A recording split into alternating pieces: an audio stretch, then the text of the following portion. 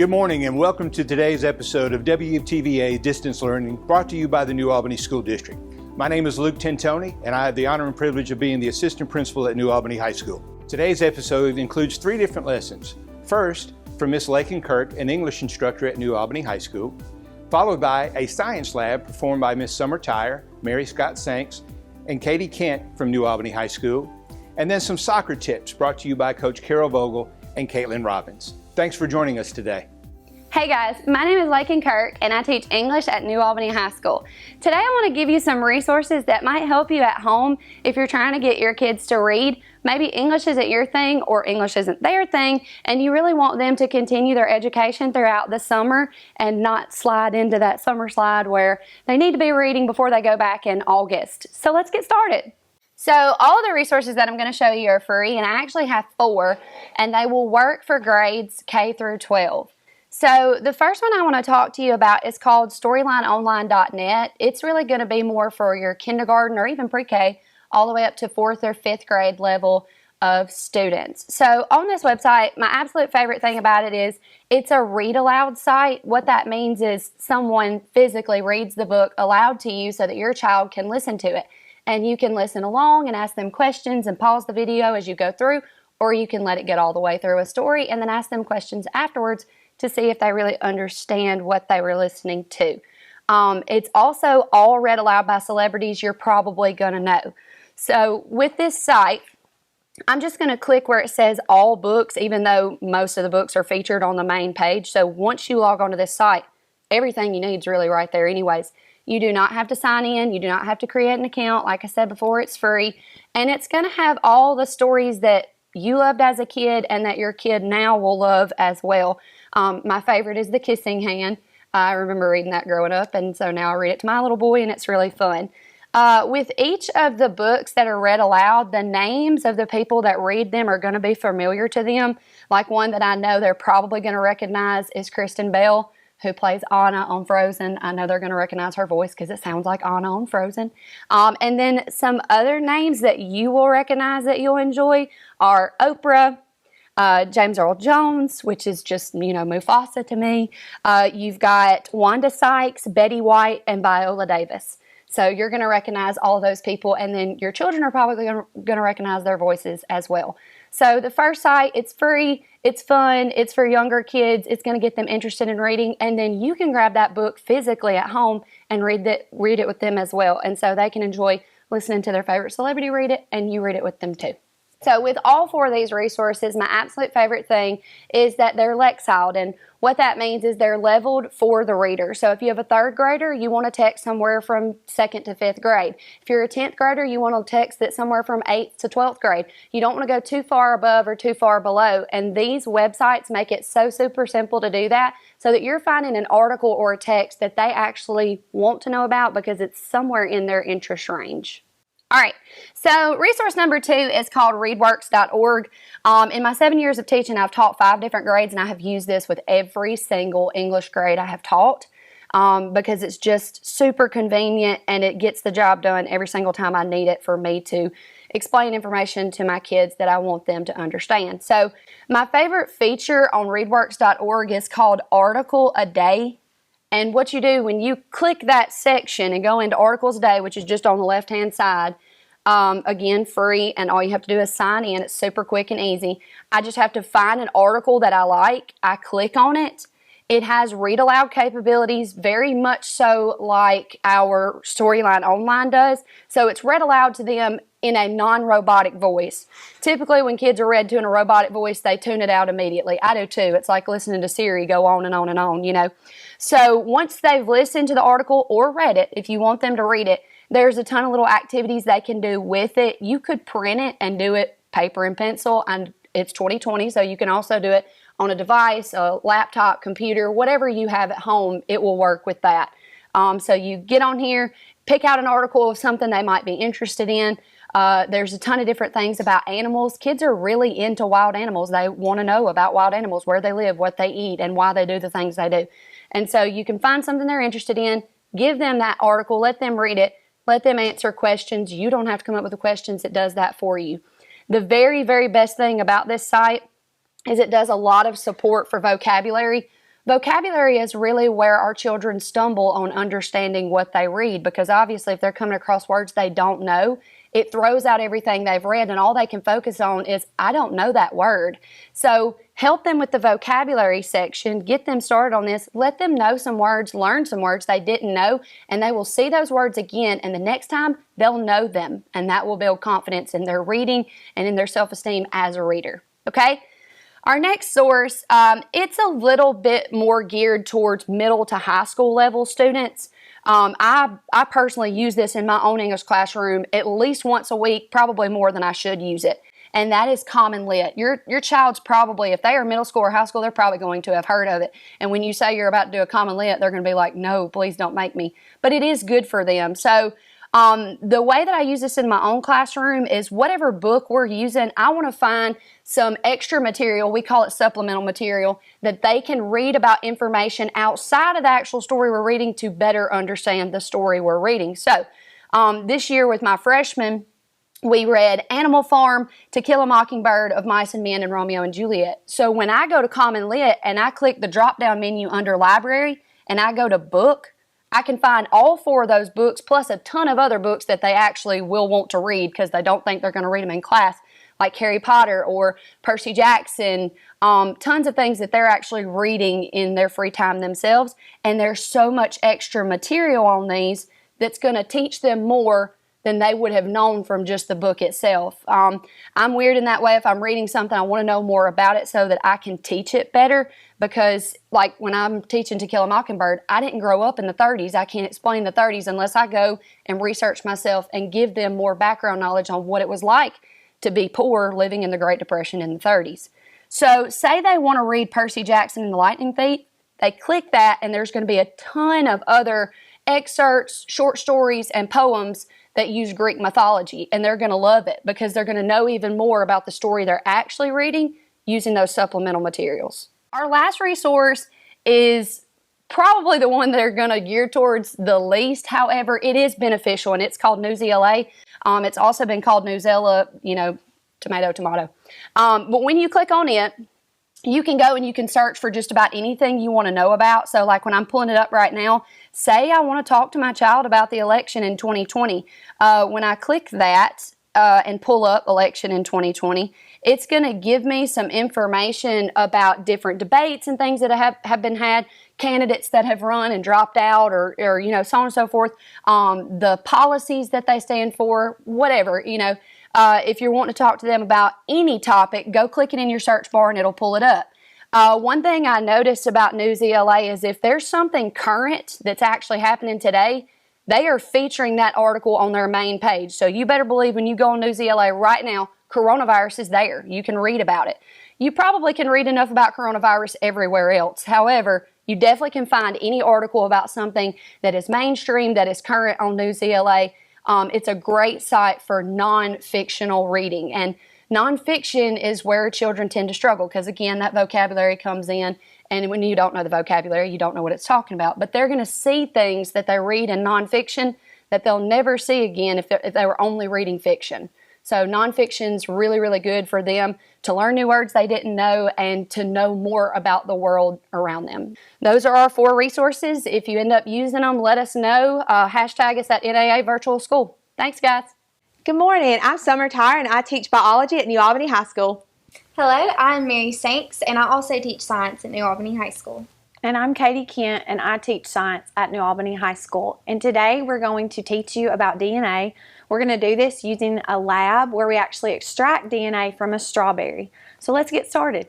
All right, so before we actually jump into the hands-on of extracting DNA from the strawberry, let's get some basic information about DNA and what it is. The first thing that you need to know is that there are 4 macromolecules that make up all living things. That is proteins, carbohydrates, lipids, and then nucleic acids. DNA is going to fall into the nucleic acid category. And one way that we can kind of connect this with you is you've heard of people counting macros. A big fad right now is the keto diet.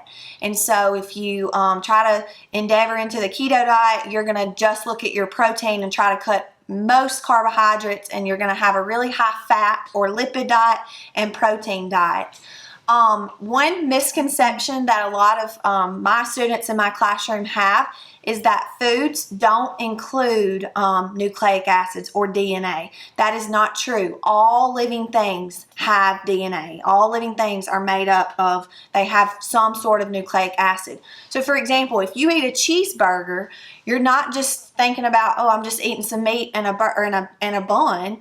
You're actually eating cow DNA along with wheat DNA. So DNA is not just something that's found in us as humans. DNA is found in all food. Anything that's living is going to have DNA. Okay, so in 1953, two scientists, Watson and Crick, actually discovered the structure of DNA, and we like to say it looks like a twisted ladder. So if you see it untwisted, it looks like a ladder that you could climb up. But then you twist it up, and this is the structure of DNA. So if you're at home and have some candy laying around, if you'll switch the slide, you can actually make your own structure of DNA. So this is made out of Twizzlers. We call it the backbone of DNA, and it's really strong covalent bonds. It's harder to break than the toothpicks here in the middle that are weak hydrogen bonds. And then if you'll notice, every green marshmallow is matched with a pink marshmallow, and every yellow marshmallow is matched with an orange. And that's because these are our nitrogen bases. So we say apples live in trees and cars live in garages. So adenine is always going to go with thymine, and cytosine is always going to go with guanine. So this is the structure of your DNA, and just to see, once you make it, you can also use gummy bears. It'll actually move and twist like my structure did, like that. Okay, so once you've worked on the structure of DNA, then you can actually extract it from a strawberry. So one thing I always say, because I think this is a common misconception with DNA, is from the younger years, you know, you've always heard DNA is what makes you who you are, and that is true, but DNA is kind of like the cookbook. So you may have like Mama's cookbook or something that's really special to you with some handwritten recipes in it. That gives you the instructions to make your favorite dish that Mama maybe used to make. But say your cousin or somebody calls in and they want to borrow the cookbook. Well, I know with my grandmother's cookbook, I would be very careful and I wouldn't send that anywhere. That's how the DNA is. It's stored within a nucleus, and the nucleus is a membrane-bound organelle. So I've got a strawberry, and I just took, I'm going to scoot that over for you for just a second. I took a strawberry, and I'm going to cut the grass off, as my little boy calls it.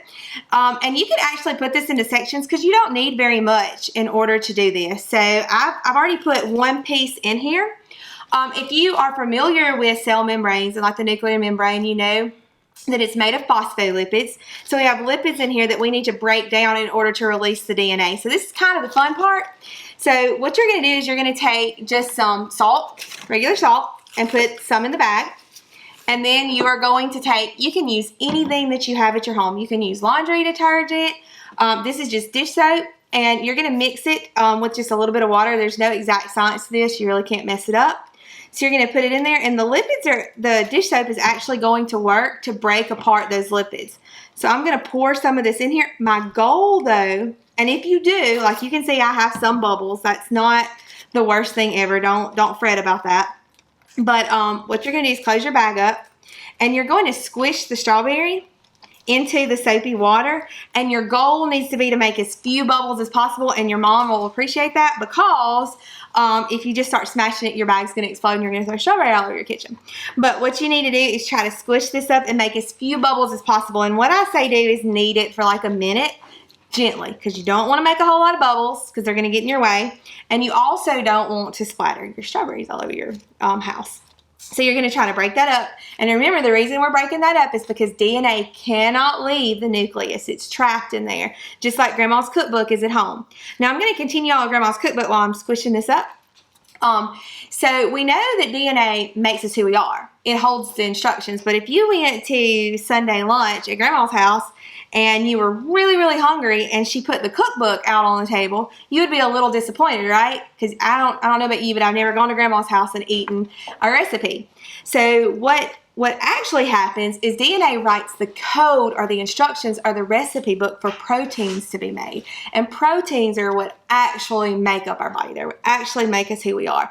And the DNA is just like the cookbook. So once you get this all squished up, hopefully our DNA has left the nucleus, then you can just take, I'm using a beaker here, but you can take a coffee filter and just wet it just a little bit, but not a lot, because you know they break easily. So you're going to put that into a cup. I recommend using a clear cup because it's kind of fun to watch it go in there. I broke my filter, so you have to be really careful. All right, so you're going to pour this over into here, and some of mine is going to drain in there. That is not a big deal, but try your hardest not to break yours so that you don't get the big chunks. And let it kind of drizzle through, because what you're doing is separating that DNA, and you're separating it down into here. So normally I would let this sit for a minute or two, but what I'm going to do is I'm going to go on and take it out for time's sake. So I'm going to pour this over into a test tube. You can pour it from one cup to the next. Not a big deal. All right, just find something small that you can put it into. I'm going to pour it over into here, and I'm going to grab regular alcohol. It doesn't matter like what percentage it is. This is just rubbing alcohol. It does help if it's cold, so maybe what you can do is like the night before you're going to do this lab, stick it in your freezer and let it get really cold. So we're going to do some exact measuring here, but I have about this much strawberry, so I'm going to try to match that much alcohol. So if you don't get quite enough, or you maybe get a little too much, it's not a big deal. But what's really cool about this is the fun part of this. What you need to do is you need to make sure to watch while you're pouring it in. So maybe get a sibling or mom or dad to help you pour it in here so you can really observe what's going on, because immediately once you pour your alcohol into here, your DNA is going to separate. Now you need to let it sit for just a minute or so before we try to extract it, but you can watch as it separates. And if you've never done this before, it may be surprising what it looks like. A lot of my students in my class tell me it kind of looks like snot.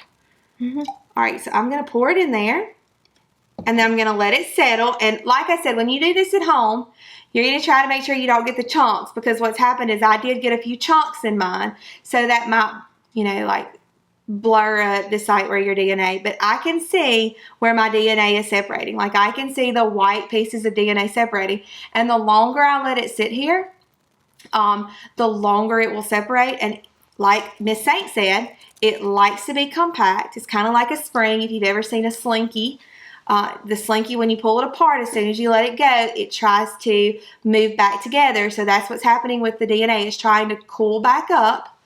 So once we let it sit here for a minute, you can grab just a toothpick. So you can grab a popsicle stick and take it. You're going to do this gentle, because if you don't do this gentle, then it's going to push it back down. You're going to have to let it separate another time. So you're just going to take it in there, and you're going to kind of just spin it. And what you'll see, you can see mine, is coming out on my popsicle stick. And it's going to want to wrap around your popsicle stick because it's always been wound up. So that is extracting DNA from a strawberry. Hi, my name is Carol Vogel, and I'm the head boys soccer coach at New Albany High School. I grew up playing soccer in Northeast Mississippi at Pontotoc High School and for Tupelo Football Club. Over the last 2 years, I've also been a site director for the Tupelo Football Club here in New Albany, and been working with youth across Northeast Mississippi for the past 8 years. My name is Caitlin Robbins. I grew up in Brandon and played soccer there, and then ended up moving to New Albany my junior and senior year of high school and graduated from here. After high school, I went to Mississippi State and played soccer there for 4 years, then came back home to New Albany and started with being the assistant girls soccer coach at New Albany High School and helping out as a coach with Tupelo Football Club.